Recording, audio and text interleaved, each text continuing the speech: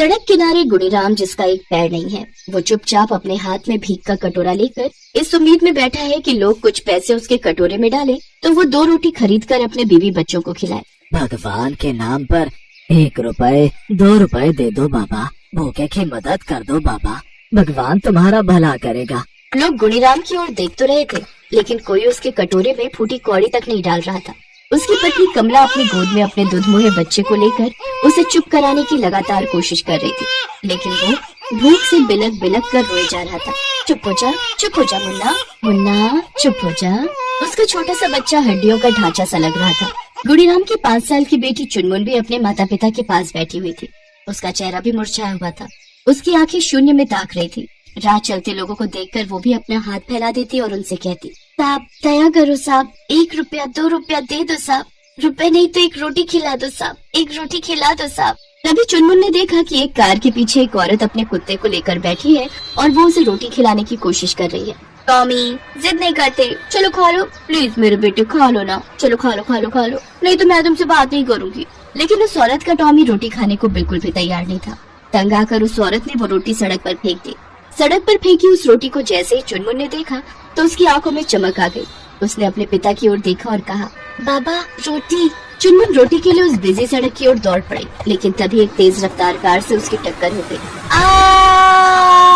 उसका शरीर कई फुट ऊपर उड़ा और फिर धड़ाम से नीचे आ गिरा। चुनमुन सड़क पर तड़प रही थी। खून से सड़क भीगा जा रहा था, लेकिन उसकी नजर अब भी उसी रोटी पर थी। वो उसे बड़ी गौर से देख रही थी, लेकिन अचानक सब शांत हो गया, बिल्कुल शांत। चुनमुन शांत हो गई हमेशा के लिए। गुणीराम ने ये देखा तो वो जोर से चीख पड़ा, चुनमुन बेटी, चुनमुन चुनमुन। इस तरह उसके चीखने से उसकी नींद खुल गई और उसने देखा कि वो तो अपनी टूटी फूटी झोपड़ी में लेटा हुआ है और उसका पूरा परिवार भी उसके बगल में सोया हुआ था। पूरे 4 दिन हो गए हैं, पेट में मेरे परिवार का एक दाना भी नहीं गया। पानी पी पी कर कब तक काम चलेगा? मुझे कुछ तो करना ही होगा इनके लिए, नहीं तो कोई नहीं बचेगा, कोई नहीं। गुणीराम एक फैक्ट्री में काम करता था। उसके मालिक लोग उसके काम से बहुत खुश थे। अरे गुणीराम, तुम फैक्ट्री में होते हो, हमें ज्यादा टेंशन नहीं होती। तुम सारा काम इतने अच्छे से मैनेज करते हो कि क्या ही कहें अब। गुणीराम की कमाई से उसका परिवार ठीक से चल रहा था, लेकिन एक दिन सब कुछ पलट गया। गुणीराम फैक्ट्री में ऊंचाई पर चढ़कर कुछ काम कर रहा था। अचानक उसका पैर फिसल गया और वो नीचे गिर पड़ा। काफी ऊंचाई से गिरने से उसे बहुत चोट आई थी। उसे तुरंत अस्पताल ले जाया गया। उसकी जान तो बच गई, लेकिन डॉक्टरों को उसकी एक टांग काटनी पड़ी। ये क्या हो गया कमला, क्या हो गया? मैं बोझ बन गया तुम लोगों पर, बोझ।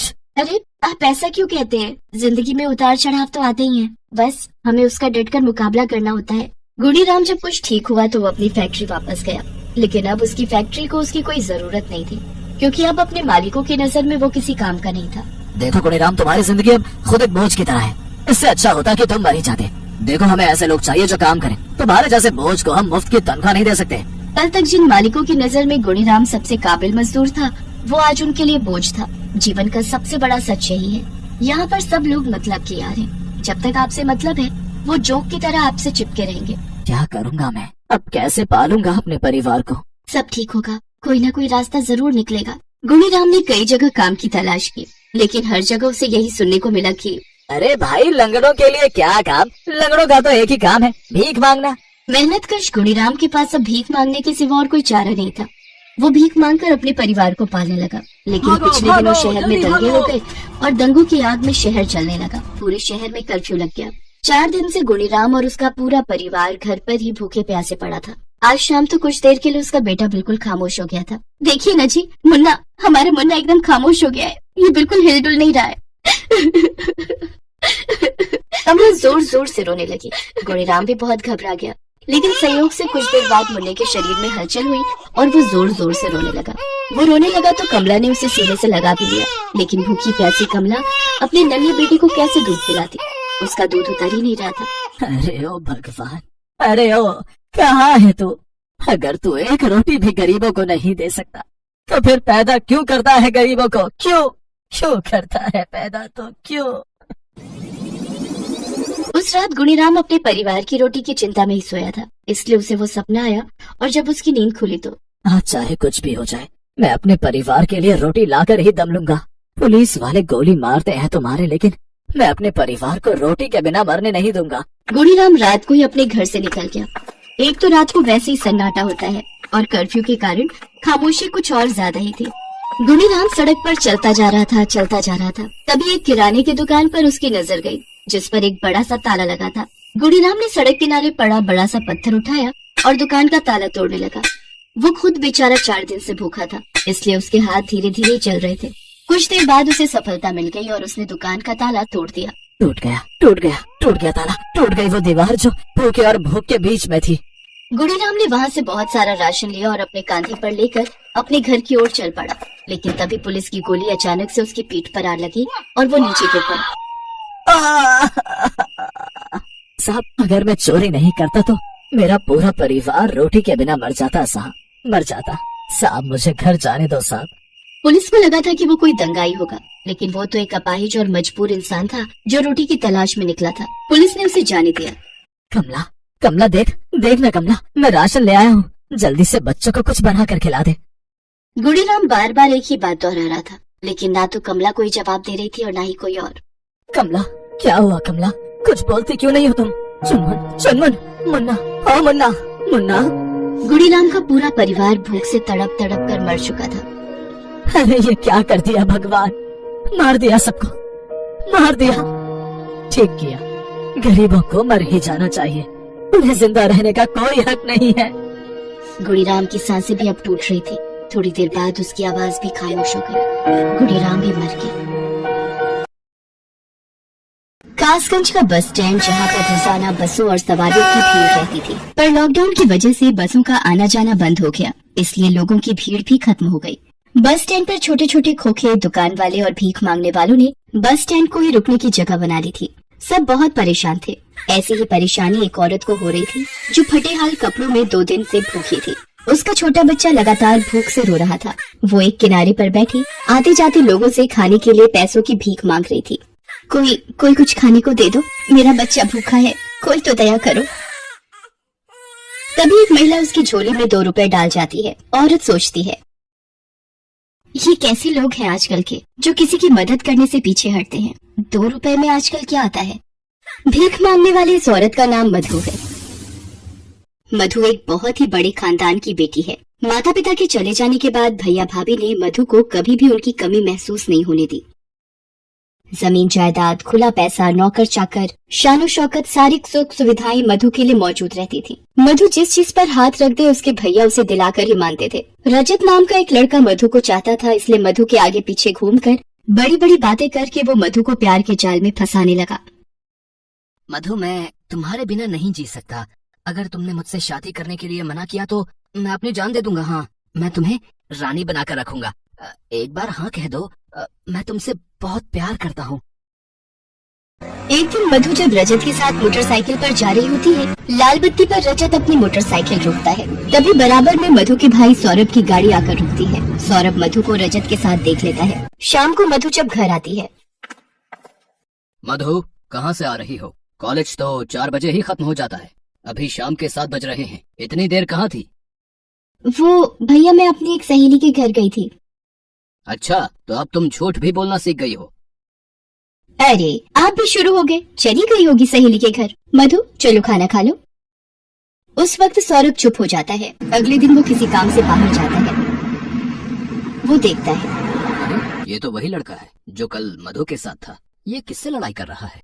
अरे दे दूंगा ना यार, भाग नहीं रहा हूँ यार। तेरी मोटरसाइकिल और तेरे पैसे दे दूंगा यार मैं। हाँ यार। अरे यार, एक बहुत मोटी आसामी हाथ लगी है, बस कुछ दिनों में माला माल हो जाऊंगा।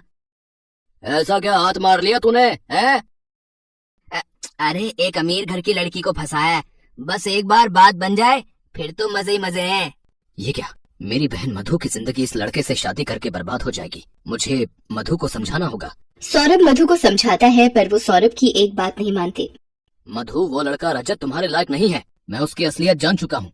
मैं रजत को जानती हूँ, वो मुझे कभी धोखा नहीं देगा। मधु जानती थी कि सौरभ इस शादी के लिए कभी हाँ नहीं करेगा। वो उस लड़के रजत के झांसे में आ जाती है और एक रात जब सब सो रहे थे, वो चुपचाप अपने गहने कपड़े पैसे लेकर रजत के साथ भाग जाती है और दूसरे शहर पहुंचकर वो दोनों शादी कर लेते हैं। शादी के बाद मधु को रजत की सच्चाई पता चलती है कि उसने पैसों के लिए मधु को फंसाया था। मधु के पास 2 बच्चे छोड़कर और मधु की जिंदगी खराब कर रजत उसे अकेला छोड़कर भाग जाता है। अब मैं क्या करूं? भगवान, इन छोटे छोटे बच्चों को लेकर मैं कहाँ जाऊं? मधु दोनों बच्चों की भूख मिटाने के लिए दर दर भीख मांगने लगती है और भीख मांगते हुए बस स्टैंड पर पहुंच जाती है। एक कोने में रोजाना गोदी में बच्चे को लेकर वो भीख मांगती है। बच्चे के रोने की आवाज से उसकी याद वापस टूट जाती है। कोई तो पैसे दे दो, मेरा बच्चा भूखा है। रो मत मुन्ना, अभी घर चलेंगे। एक व्यक्ति मधु को बस स्टैंड पर भीख मांगते देख लेता है। अरे ये मैं क्या देख रहा हूँ? ये तो मधु बिटिया है, अपने सौरभ की बहन। पर ये इस हालत में? हे भगवान, मुझे सौरभ को ये बात बतानी होगी। वो व्यक्ति सौरभ को फोन पर सारी बात बताता है। ये सुनकर सौरभ के होश उड़ जाते हैं। वो उसी समय बस पकड़कर वहाँ पहुँचता है। वो मधु के हाथ में 100 रुपए देकर आगे जाकर छुप कर खड़ा हो जाता है और रोने लगता है। मधु मेरी बहन, ये किस हाल में है? ये दिन देखने से पहले मैं मर क्यों नहीं गया? अरे 100 रुपए, आज तो तुम्हारे लिए दूध और मोनू के लिए खूब सारा खाना खरीदूंगी। मधु 100 रुपए देखकर खुश हो जाती है। जब वो खाना लेकर घर जाने लगती है, सौरभ भी मधु के पीछे पीछे जाने लगता है। मधु घास फूस से बने कच्चे घर के अंदर जाती है। अरे माँ, खाना लाई हो? मुझे बहुत जोरों की भूख लगी है। मोनू खाना खाने बैठ जाता है। मधु ये देखकर रोने लगती है।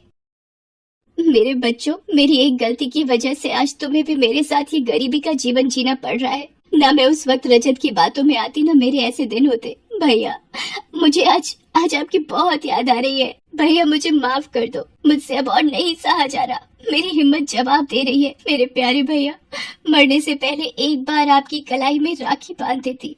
मधु एक रुमाल में बंधी कुछ राखियां निकालकर हाथ में लेती है।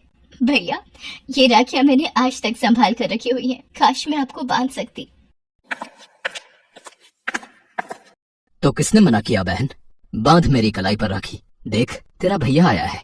भैया, भैया आप आ गए। मुझे माफ कर दो भैया, मुझे माफ कर दो।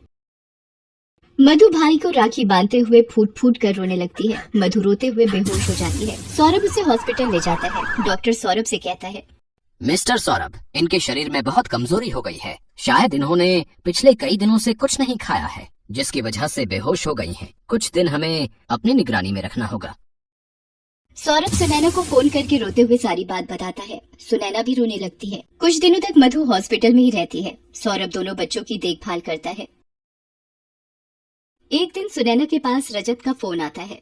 सुनैना भाभी, मैं रजत बोल रहा हूँ। मधु आपके घर पर ही है ना? सुनैना रजत को सारी बात बताती है। रजत ये सब सुनकर हॉस्पिटल जाता है। सौरभ उसे देखकर गुस्से में आ जाता है। रजत, तुम यहाँ? मैं तुम्हें जान से मार दूँ, इससे पहले यहाँ से चले जाओ। मधु मधु, मुझे एक बार तुम्हें सारी सच्चाई बतानी है। भैया, इन्हें बोलने दो, क्या बोलना चाहते हैं। मधु, तुम्हें छोड़कर जब मैं रुपए और जेवर लेकर अपने दोस्त रवि के पास पहुंचा, उसने मुझे धोखा दे दिया। मुझे गुंडों से बुरी तरह पिटवाकर सारे जेवर और पैसे लेकर मुझे सड़क पर फेंक दिया और भाग गया। मुझे सिर में बहुत चोटें आई। कुछ लोगों ने मेरी जान बचाई और मैं कई दिनों तक बेहोश रहा। फिर जब वापस घर गया तो देखा तुम वहाँ नहीं थी। मैं अपने किए पर बहुत शर्मिंदा था। तुम्हें बहुत ढूंढा। आज सुनैना भाभी को फोन किया तो ये सब पता चला। मुझे माफ कर दो मधु, मेरी गलती बहुत बड़ी है। फिर भी मैं चाहता हूँ मुझे एक मौका दे दो सुधरने का। मधु रजत की बातें सुनकर रोने लगती है। बहन की खुशी की खातिर सौरभ भी रजत को माफ कर देता है। मधु को छुट्टी मिल जाती है। वो सौरभ, रजत और बच्चों के साथ सौरभ के घर आ जाती है। सुनैना भी मधु की हालत में सुधार देख खुश हो जाती है। धीरे धीरे सब ठीक हो जाता है। रजत भी अब काम पर जाने लगा था। मधु और बच्चों को खुश देखकर सौरभ के दिल को तसल्ली मिल जाती है। आखिर एक गरीब मजबूर बहन की भूख अब भूख नहीं रह गई थी। एक भाई के प्यार से बहन का पेट